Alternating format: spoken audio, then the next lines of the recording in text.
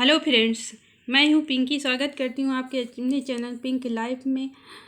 आज के इस वीडियो में हम देखेंगे पूर्ण संख्याओं और उसकी विशेषताओं के बारे में। इसके पहले की वीडियो में हम प्राकृतिक संख्याओं के बारे में देख चुके हैं। अगर आपने वो वीडियो नहीं देखा है तो प्लेलिस्ट में जाकर वो वीडियो देख लीजिएगा। चलिए हम देखते हैं पूर्ण संख्याएँ क्या होती हैं। हम प्राकृतिक संख्याओं के बारे में पढ़ चुके हैं कि जिनसे हम वस्तुओं की गिनती करते हैं वो प्राकृतिक संख्याएं होती हैं। तो अगर हम प्राकृतिक संख्याओं में पूर्ण जीरो को जोड़ देते हैं तो हमारी पूर्ण संख्याएं प्राप्त होती हैं। पूर्ण संख्याएं हमें क्यों आवश्यकता पड़ी?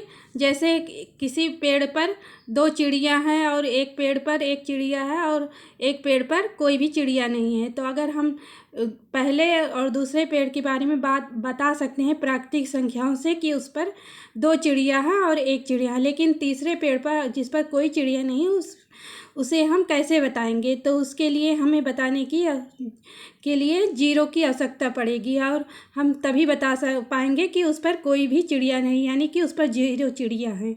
तो इसीलिए हमें पूर्ण संख्याओं की आवश्यकता पड़ी। तो समझ गए पूर्ण संख्याएं क्या है? प्राकृतिक संख्याओं में जीरो को जोड़ देने पर हमें पूर्ण संख्याएं प्राप्त होती हैं। अब हम पूर्ण संख्याओं के कुछ विशेषताओं के बारे में बात करेंगे। जीरो सबसे छोटी पूर्ण संख्याएं होती है। आप सब लोगों को पता है कि जीरो सबसे छोटी पूर्ण संख्याएं होती हैं और जीरो के आगे जो 1, 2, 3, 4 अन्य संख्याएं यानी प्राकृतिक संख्याएं आती हैं वो भी क्रमागत पूर्ण संख्याएं होती हैं।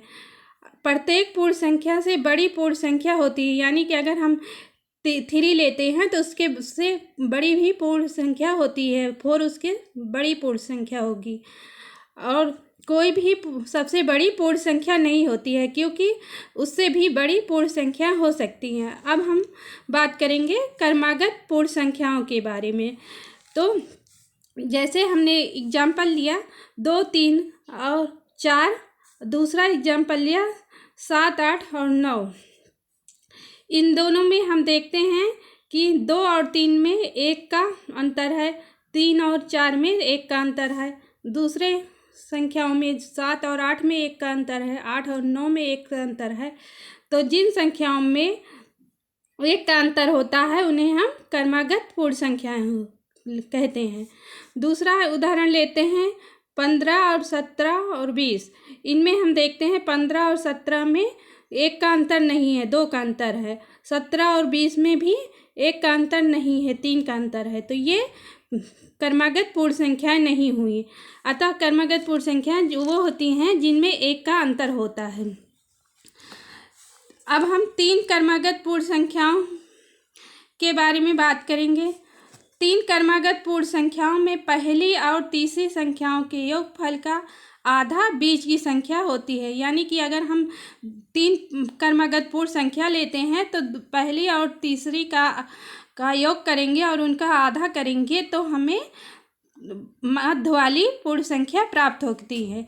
जैसे एग्जाम्पल लेते हैं हम 19, 20 और 21 लेते हैं, तो इसमें पहली और तीसरी संख्या क्या है? 19 और 21। इन दोनों का योग करेंगे हमें 40 प्राप्त होगा और 40 का आधा करने पर हमें 20 प्राप्त होगा, यानी कि बीच वाली संख्या प्राप्त हुई।